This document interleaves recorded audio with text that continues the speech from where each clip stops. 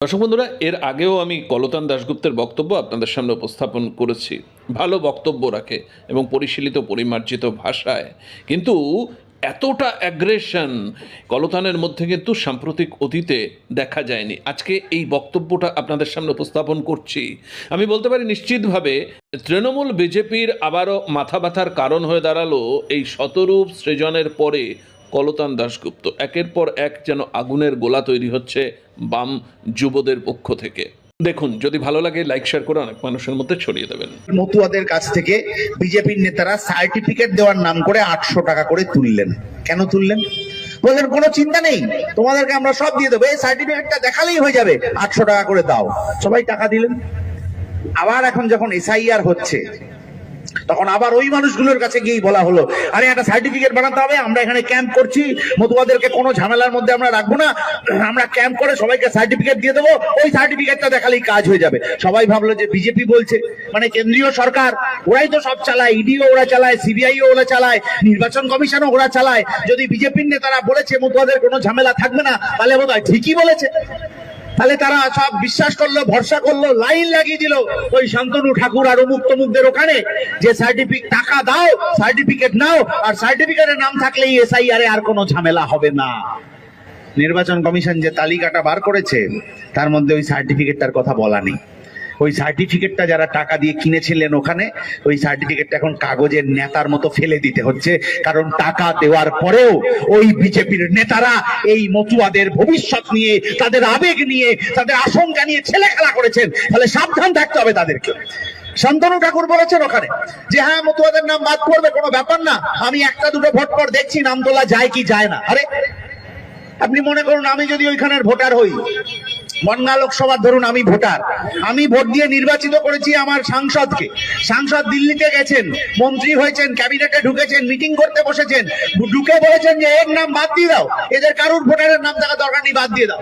মানে আমি যদি অবৈধ হই, আপনি ভেবে দেখুন, আমি যদি অবৈধ হই, তাহলে আমার ভোটে নির্বাচিত সাংসদ মন্ত্রী সে কি করে বৈধ হয়? এই প্রশ্নের জবাব বিজেপির নেতাদের দিতে হবে, না হলে এবারের নির্বাচনে ওরা যা ভাবছেন সে ঘুরে বালি, সেটা হওয়ার কোনো সম্ভাবনা নেই। কেন থাকবে? আজকে গোটা দেশ জুড়ে বিজেপি কিরকম চালাচ্ছে, রাজ্যের সরকার যে কিছু করতে পারছে না, কাজকলা করছে, সেটা সবাই জানে। কিন্তু বিজেপি বলছে আমরা দেখেছো 18 তারিখে নরেন্দ্র মোদীকে এনে সিঙ্গুরে সভা করে দেবো। আরে কি চমৎকার ব্যাপার! সিঙ্গুরে যখন শিল্পটা বন্ধ হয়ে যায়, কারখানা বন্ধ হয়ে যায়, এমনি তো সিঙ্গুরের কারখানা বুদ্ধবাবু বা নিরুপম বাবু বা গৌতম বাবু বা ওই অসীম বাবুদের ভাইপোর খালি চাকরি হবে এরকম ব্যাপার ছিল না। গোটা পশ্চিমবাংলায় যত ভাইপো ভাইজি আছে তাদের মধ্যে যারা ওই চাকরি পেতে পারে তাদের চাকরি হওয়ার কথা ছিল। কারখানা বন্ধ হয়ে গেল। আমরা যারা সেই সময় কলেজ পাস করে বেরোচ্ছি, আমাদের স্বপ্নের উপর দিয়ে বুলডোজার চলে গেল, আমাদের স্বপ্নকে খুন করে দেওয়া হলো ওই সময়, যে কারখানা হবে না, হবে না। তারপর 2000 এলাকায়, ওই সিঙ্গুরের এলাকায় গেছিলাম, মানুষের সাথে কথা বলতে, যে কেমন আছেন। শিলিগুড়িতে ভিডিওকনের কারখানা হবে বলে জমি রাখা ছিল, রায়গঞ্জে এমস হওয়ার কথা ছিল, দক্ষিণ দিনাজপুরে খাদ্য প্রক্রিয়াকরণ শিল্প হওয়ার কথা ছিল, রঘুনাথপুরে ইস্পাত কারখানা, কাটোয়ায় তাপবিদ্যুৎ কেন্দ্র, শালবনীতে জিন্দালদের কারখানা, বারুইপুরে ন্যাশনাল হাইওয়ে 6 ইত্যাদির নাম করে তার দুপাশ জুড়ে হবে শিল্প। কথা অনেক কিছু ছিল, সেই জমিগুলো গেল কোথায়? সেই জমি কোথায় কে খেয়ে নিল? সেই জমিতে কোথায় কে লোকে থাকার বাড়ি বানিয়ে কোটি টাকা লুট করলো? এই প্রশ্নগুলোই তো আজকে আমরা জানতে চাইছি। সেই প্রশ্নের জবাব তো তৃণমূলকে দিতে হবে। আর এই প্রশ্নগুলো কেন বিজেপি করছে না, এইটা আপনার বিজেপির নেতাদেরকে জিজ্ঞেস করতে হবে।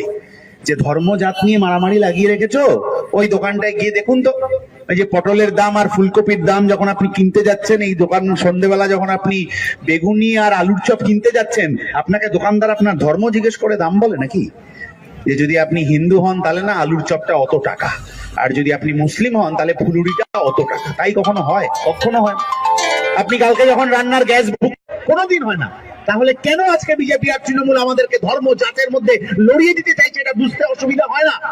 এটা বোঝা খুব সহজ কাজ, যে আপনি যখন আপনার পেটের যন্ত্রণার কথা বলবেন, যে দুবেলা খেতে পাই না, তুমি আমার কি ঠিক করতে এসছো, আপনি যখন আপনার অন্য যন্ত্রণার কথা বলবেন, যে আরে বিজেপি তো কথা দিয়েছিল সার্টিফিকেট দিলে ভোটারে আমার নাম উঠবে, কিন্তু আমার তো নাম বাদ চলে গেল। এইটা চলে গেল কারণ 2003 সালে বাজপেয়ীর সরকার তারা এমন নিয়ম বাতিল, মানে পুরনো নিয়ম বাতিল করে এমন নিয়ম তৈরি করেছিল যাতে আজকে এই মতুয়া মানুষজন, রাজবংশী মানুষজন, ওবিসি মানুষজন তারা বিপদের মধ্যে পড়ছেন। আইনটা অতীতে এরকম ছিল না। 2003-এ ওই বিজেপির সরকার তৈরি করেছিল এই আইনটা, এবং ভুলে যাবেন না, যখন এই আইনটা তৈরি হয় লোকসভায় মমতা বন্দ্যোপাধ্যায় তখন সাংসদ, উনি চেঁচিয়ে চেঁচিয়ে বলেছিলেন যে পশ্চিমবাংলা সব অনুপ্রবেশ হয়ে যাচ্ছে, এক্ষুনি ওখানে হচ্ছে এনআরসি করতে হবে, সিএএ করতে হবে বলে লোকসভায় দাবি তুলেছিলেন। ফলে আজকে শুধু বিজেপি বলছে বলে তৃণমূল গা বাঁচিয়ে চলে যাবে, এটা হবে না। এই পশ্চিমবাংলায় প্রথম অনুপ্রবেশের কথা তৃণমূলের নেত্রী মমতা বন্দ্যোপাধ্যায় বলেছিলেন আরএসএস এর নির্দেশে। কারণ আরএসএস ওকে শিখিয়েছিল যে এখন থেকে এই টপিকটা তুলে রাখো, ভবিষ্যতে এইটা অন্য কাজে লাগবে। তাহলে এখন তাই কাজে লাগছে তো, কিন্তু এই টপিক কাজে লাগাতে গিয়ে অন্য টপিক যে কাজ থেকে বাইরে চলে যাচ্ছে। মনে পড়ে? এখন মনে পড়া খুব কঠিন। এলাকার তৃণমূল নেতা বা বিজেপির নেতাদের মনে পড়ে কিনা আমি জানি না, ওই যে কবে অভিষেক বন্দ্যোপাধ্যায়কে সিবিআই ডেকেছিল, উনি একদিন না দুদিন গেলেন, গিয়ে কি সব কথা টথা বললেন যে আরে আমি একদম বীর বিক্রমে চলে এসেছি, আমার কিচ্ছু হবে না। এখানকার বিজেপির কয়েকজন নেতাকে দেখে আমার খুব করুণা হয়, বুঝলেন, তারা গলা ফাটিয়ে ফাটিয়ে বলে যাচ্ছেন এইবার তো যাবে, এইবার ডায়মন্ড হারবারের সাংসদ তো যাবেই। কিন্তু দিল্লির বিজেপির নেতাদের সাথে যে কি সেটিং হয়েছে কেউ জানে না। যাও বা দু চারজন জেলে গেছিলেন, ডায়মন্ড হারবারের সাংসদ ছেড়ে দিন, ওর কথা হয়ে গেছে ওপরে, যাও বা দু চারজন জেলে গেছিলেন, যার বান্ধবীর খাটে, বাড়ির খাটের তলা থেকে অত টাকা উদ্ধার হলো, যার আরো কি সব ওইসব ডায়েরি মায়েরি পাওয়া গেল, এইসব পার্থ বাবু, আরো কি সব কল্যাণময় বাবু, এই বাবু ওই বাবু, এত চোরেদের নাম বিশ্বাস করুন আমার তো বাম আমলে পড়াশোনা, রবীন্দ্রনাথ, সুকান্ত, নজরুল, মাইকেল মধুসূদন এইটুকু মনে ছিল। এত চোরের নাম মনে রাখতে হবে বাম আমলের শিক্ষকরা জানতেন না, বলে এত চোরের নাম আমি মনে রাখতেও পারি না। তাহলে ওই যে চোরেরা জেলে গেল দুর্নীতির অভিযোগে, আর যে দুর্নীতির জন্য 26,000 ছেলেমেয়ের চাকরি চলে গেল, যার মধ্যে অনেক যোগ্য ছেলেমেয়ে ছিল, কেন তৃণমূলের সরকার, কেন এসএসসির কমিশন সেই যোগ্যদের তালিকা হাইকোর্টে, সুপ্রিম কোর্টে 2 বছরের ওপর হয়ে গেল, মামলা চললো, দিতে পারলো না? সেই প্রশ্নের জবাব বিজেপি কি ওদের থেকে নেবে না? কেন নিতে যাবে? আরে আরএসএস এর কথাই হচ্ছে যে ভাই ওইসব চাকরি বাকরি কাজকর্ম ওটা নিয়ে কথা হবে না। গত 15 বছরে বিজেপির যত নেতা মন্ত্রী এই রাজ্য থেকে জিতেছেন, এখন 2 জন মন্ত্রী আছেন, কত 12-13 জন সাংসদ আছেন, আরো কি আছেন। কেন্দ্রীয় সরকারের যত জমি পশ্চিম বাংলায় আছে, সেই পশ্চিম বাংলার জমিতে কটা শিল্প তৈরি হয়েছে?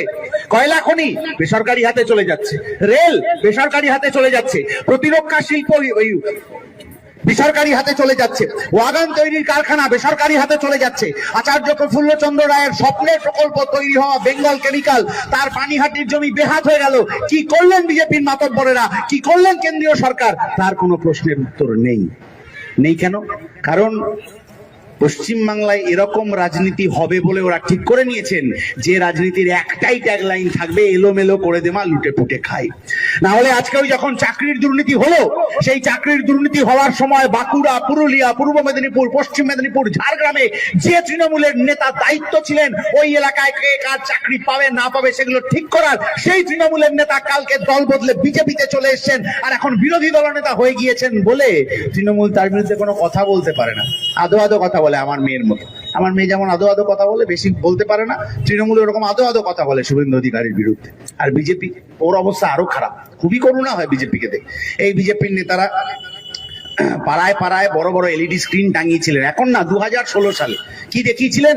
নারদার ভিডিও, যে নারদার ভিডিওতে সৌগত রায় ঘুষ নিচ্ছিলেন, সিঙ্গাড়া দিয়ে একটু টাকা মাকানা কি সব ঘুষ মুস খেয়ে আবার বললেন থ্যাংক ইউ। এরকম ভদ্র অধ্যাপক আপনি কোথাও দেখতে পাবেন না, ঘুষ খেয়ে থ্যাংক ইউ বলে এরকম আপনি কোথাও দেখেছেন? এত ভদ্রলোক খুব, মানে এসব তৃণমূল না আসলে বোঝাই যেত না। সৌগত রায় ঘুষ খাচ্ছিলেন, কাকলি ঘোষ দস্তিদার, মুকুল রায়, ববি হাকিম, আরো মদন মিত্র, কি অপরূপা পোদ্দার, এদের সবার সাথে একেবারে ঘর আলো করে ঘুষ খাচ্ছিলেন যে ভদ্রলোক, তার নাম শুভেন্দু অধিকারী। পাড়ার বিজেপির নেতারা বিরাট উদ্যমে পাড়ায় পাড়ায় এলইডি স্ক্রিন লাগালো, এই দেখো নারদার চোরেরা এরা কি করলো দেখো। বিজেপি তাদের ফেসবুকে আপলোড করলো, শুভেন্দু অধিকারী নারদার চোর, তার বিরুদ্ধে একটা শাস্তি দিতে হবে। আপনি বিজেপি পাড়া আজকে রাত্রিবেলা চায়ের দোকানে আড্ডায় গিয়ে পাড়ার বিজেপি নেতাকে ধরে বলবেন যে একটু ফেসবুকটা খুলতো দেখি নারদার ভিডিওটা আছে কিনা, শুভেন্দু অধিকারী দেখাতে পারবে না। অফিসিয়াল ওয়েবসাইট থেকে নারদার ভিডিও ওদের ডিলিট করে ফেলতে হয়েছে, কারণ চোরকে ওরা গলায় মালা দিয়ে পাশে বসিয়েছে। আমরা বামপন্থী রাজনীতি করি, আমরা জানি যে দু চারটে গরু ছাগল হাটে বিক্রি হয়ে গেল আর কোনোদিন তারা এসে আমাদের এই মঞ্চে আমাদের সাথে দাঁড়াতে পারবে না, কিন্তু তৃণমূল বা বিজেপি এই লড়াইয়ের কথা, এই রাজনীতির কথা, এই আদর্শের কথা বলতে পারবে না। কালকে যে চোর ছিল আজকে সে সাধু হয়েছে। তাহলে এই শুভেন্দু অধিকারীর হাতে তৃণমূলের দুর্নীতির খবর হবে, এই শুভেন্দু অধিকারীর হাতে তৃণমূলের দুর্নীতির বিরুদ্ধে লড়াই হবে, এই শুভেন্দুবাবু তো বিশ্বাস করেনই না। পাড়ার বিজেপির নেতারা বিশ্বাস করেন কিনা আমার সন্দেহ আছে। ফলে তৃণমূল চাইবে বিজেপি থেকে যাক, বিজেপিও চাইবে তৃণমূল থাকুক, কারণ ওরা থাকলে তো সুবিধাই হচ্ছে। মাঝে মাঝে দু চারটে দল বদলু ইত্যাদি হবেন। আরে বরানগর বিধানসভা, বরানগর বিধানসভার ভোটারদের কি অসুবিধা ভাবুন। 21 সালে তৃণমূল আর বিজেপির যে দুজন ক্যান্ডিডেট ছিলেন, এখন বিধানসভার আগে দেখেন তারা দুজন দুদিকে চলে গেছে। আগের বারের যিনি তৃণমূল, এবারের তিনি বিজেপি, আগের বারের যিনি বিজেপি, এবারের তিনি তৃণমূল। এগুলো অফিসে হয়, কোম্পানিতে। আমি আজকে সানফান পায় কাজ করছি, মেডিকেল রিপ্রেজেন্টেটিভ, কালকে ম্যানকাইন্ডে চলে গেলাম, যেতে পারি, হয়তো আজকে আমি অমুক ওয়্যার হাউসে কাজ করছিলাম, কালকে আমি তমুক ওয়্যার হাউসে কাজে চলে গেলাম, হয়, অসুবিধা নেই। কিন্তু তার জন্য কি ধর্ম জাত বদলে ফেলতে হয়? শুভেন্দু অধিকারী যখন তৃণমূল করতেন তখন কি পোশাক পরে কোন ধর্মীয় অনুষ্ঠানে যেতেন, আর এখন যখন বিজেপি করেন তখন কোন পোশাক পরে কোন ধর্মীয় অনুষ্ঠানে যান, এগুলো সব মানুষ জানেন। কিন্তু এগুলো করতে হয় কেন? এগুলো করতে হয় তার কারণ যে যখন গরিব মানুষের কথা, যখন চাষির কথা, ক্ষেত মজুরের কথা, শ্রমিকের কথা, মহিলাদের কথা, তাদের কথা যখন রাস্তায় চলে আসছে, তাদের দাবি আদায়ের কথা যখন রাস্তায় চলে আসছে, তখন সেটাকে ধামাচাপা দিতে হয়। দেখলেন না সিবিআই অভয়ার ঘটনা কিভাবে ধামাচাপা দিল? দেখছেন না সারদা নারদা রোজভ্যালির দুর্নীতি সিবিআই ইডি কিভাবে ধামাচাপা দিল? চোখের সামনে কানিয়ে বিদেশে ব্যবসা করছে, আর আমরা এখানে গরিব মানুষ পচে মরছি। ফলে ব্যাংক কমে যাচ্ছে গ্রামের দিকে, মানুষ কোথায় যাচ্ছে? মাইক্রো ফিন্যান্সের কাছে। 33,000 কোটি টাকার মাইক্রো ফিন্যান্সের দুর্নীতি চলছে পশ্চিম বাংলায়। চড়া সুদে টাকা নেওয়া হচ্ছে সেই মানুষগুলোর কাছে যাদের সামনে যদি একটা ব্যাংক থাকতো তাহলে হয়তো তারা অত বিপদে পড়তেন না।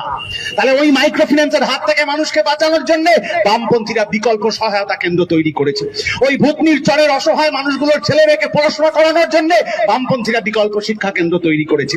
পরিযায়ী শ্রমিকরা যারা ভয়ঙ্কর বিপদের মধ্যে পড়ছেন, মার খাচ্ছেন, আক্রান্ত হচ্ছেন, মারা যাচ্ছেন, তাদেরকে সহায়তা দেওয়ার জন্য দমকলে বামপন্থীরা পরিযায়ী শ্রমিক সহায়তা কেন্দ্র তৈরি করেছে। বিকল্পের কথা শুধু নয়, ভালোভাবে বাঁচার জন্য, একটু নিঃশ্বাস নেওয়ার জন্য যে বিকল্প সম্ভব সেই বিকল্পের কথা বামপন্থীরা বলে যাচ্ছে। আর সিআইটিউর এই 10ম সম্মেলন, 11 তারিখে সমাবেশ এবং তারপরে যে 16-17 সম্মেলন, সেই সম্মেলনে আসলে আলোচনা হবে যে ও নেতারা কি খাবে পড়বে তা নয়, ওই অভিষেক ব্যানার্জি কটা কি পুশ আপ না সিট আপ কি সব হাবিজাবি করবে আর চেহারা কত ভালো হয়েছে তার জন্য নয়, যে গরিব মানুষগুলো, যে কৃষক, যে ক্ষেত মজুর, যে মহিলা, যে শ্রমিক, যে বেকার ছেলে মেয়েটা, তাদের শরীর ক্রমশ খারাপ হয়ে যাচ্ছে, তাদের শরীর মনটাকে আরেকটু ভালোভাবে রাখার জন্য আমাদের লড়াই। ওদের একটাই কথা আছে আমাদের বিরুদ্ধে, ভাই তোরা তো শূন্য। আমরা বলছি দেখুন এখন চলে যান আরেকটু হাইওয়ের দিকে, এই শীতকাল হবে, এরপরে আরেকটু হেমন্তকাল আসবে, সব গাছের পাতা থেকে আস্তে আস্তে আস্তে আস্তে গাছের ডাল থেকে পাতা ঝরে পড়বে, ওই গাছের ডালগুলো শূন্য হয়ে যাবে, রিক্ত। শূন্যই আপনার সুবিধার জন্য বললাম। প্রকৃতির সাথে লড়াই চলতে থাকে তো প্রকৃতি ওকে হারিয়ে দেয় লড়াইতে, গাছের ডাল থেকে পাতা ঝরে ঝরে ঝরে ঝরে পড়ে যায়, কিন্তু লড়াইটা শেষ হয় না।